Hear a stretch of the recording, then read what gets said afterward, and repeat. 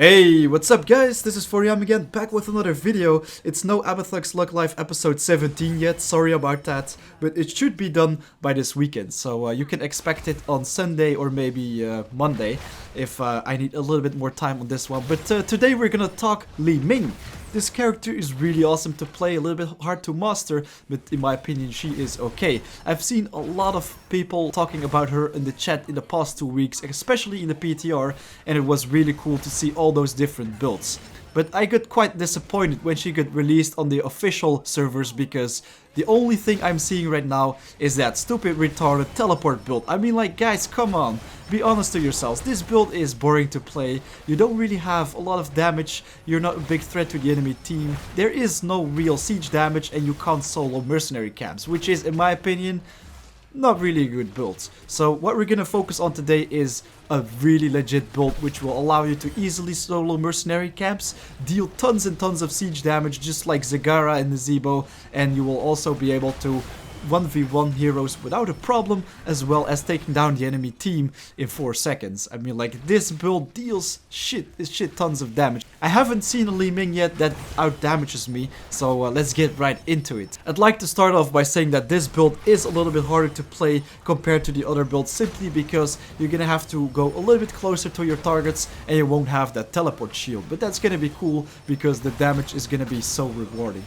Alright, so we're gonna start with the abilities. I want to make a point right here that Arcane Orb is not your main damage at all. I mean, like, you can deal 450 damage with this one, but that only happens 10 to 50% of the time. If you check out Magic Missiles, you can deal 450 damage with that as well, if you hit every single missile, and that's what we're gonna focus on with this build. We're gonna do a lot of Magic Missile damage in a very short time, and it's gonna be really awesome. We're gonna combine this with auto attack damage, so it's gonna be pretty much a Magic Missile auto attack build. Alright, so let's check out the talent build. At level 1, I still like to take Astral Presence because it's such an awesome talent, but we're not gonna do that for this build. Don't get me wrong, guys, I really love this talent and I still think it's the best talent for all the Ming builds out there so far, but for this build, we're gonna focus on Force Armor because we're probably gonna have to fight against those other squishy targets like Jaina, Vala, Nova, even another Ming and a Killthas, and they're gonna wreck the shit out of us if we don't take this one. At level 16, we're not taking the teleport shield, so we definitely need something that will block some of the damage that's gonna be against us, but sometimes you will be able to use Astral Presence. It really depends on the enemy matchup. For example, if you're facing against a very tanky team that won't have a lot of maneuverability to catch up on you, and you can just simply spam the shit out of your teleport and spam your Q all the time. But that is not really happening very often, so guys, Force Armor at level 1. Then at level 4 we're gonna take Charge Blast. Basic, attacking a target recently hit by a magic missile deals extra damage. This is gonna be really cool to start dealing some bonus damage against heroes. Every time when we hit our magic missiles, they will get marked. That doesn't count for only heroes, it also counts for minions, mercenaries, and even structures. So the siege damage will start to get real, as well as taking mercenary camps. At level 7, we're gonna make this even stronger by taking the Seeker. So right now, if we hit all our 3 missiles on one target, it's gonna deal shit tons of damage. And then if you hit one basic attack after that, guys, they're almost done already.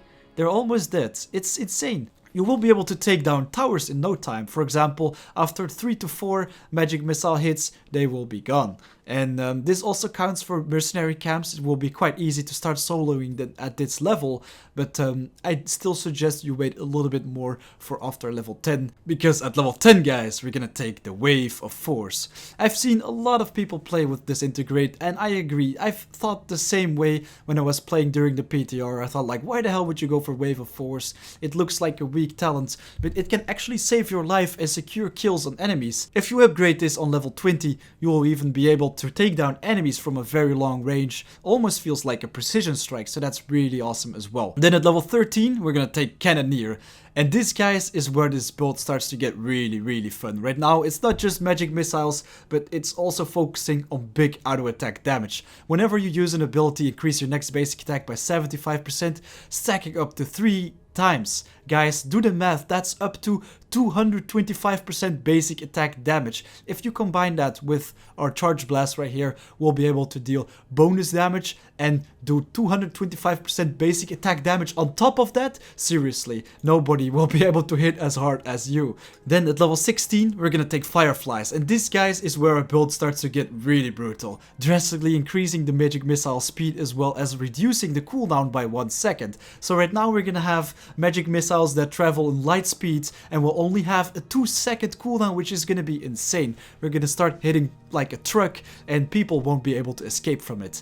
Things are gonna be really crazy at this point of the game, and you're gonna see a lot of rage and what the fuck things happening in the chat, because you will be able to take down that entire enemy team in 4 seconds. Then at level 20, we're gonna take either Repulsion or Tal Rasha's elements. This is completely up to you. If you have an enemy team with Nova and Zeratul, for example, I definitely recommend Repulsion because it will knock them away very far. And you can also use this one to take down squishy targets that are always in the backline. For example, Kilthaz and the enemy Ming, because your range will be increased by 100% and the knockback distance by 150. So if they're too far away and you try to kill them but don't entirely kill them, well, you pretty much knock them towards you and you will finish them off with some magic missiles.